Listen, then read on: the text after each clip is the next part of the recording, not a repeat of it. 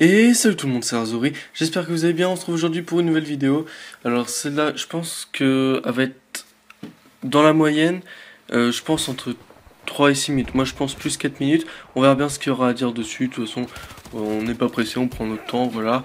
Alors, comme vous avez pu le voir dans le titre, c'est le titre de vidéo, donc c'est l'un des hommes les plus recherchés d'Europe a été arrêté à Paris.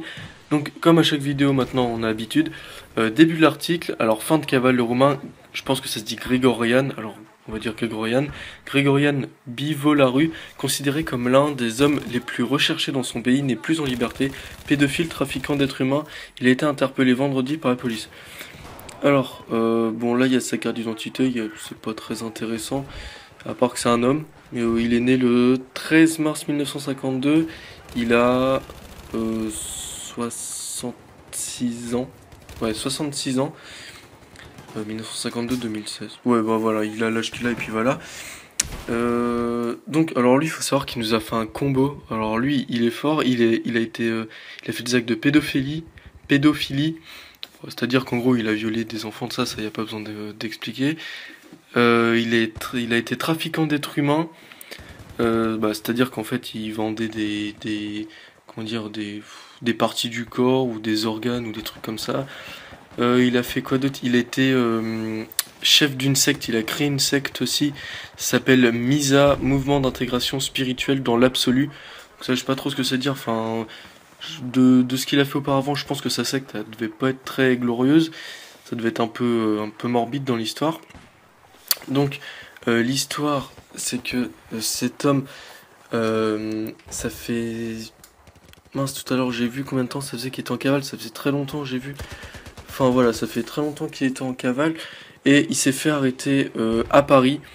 Donc ils disent que l'arrestation s'est fait en douceur. Alors on ne sait pas si c'est parce qu'il l'a pas vu venir ou si c'est parce qu'il y avait beaucoup d'effectifs, du coup ça l'a calmé et tout ça. Alors ça on sait pas, on n'en sait pas plus.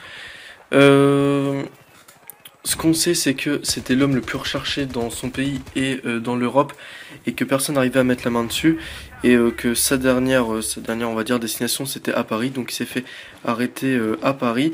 Et il sera remis incessamment sous peu aux autorités roumaines qui s'occuperont eux-mêmes de son procès.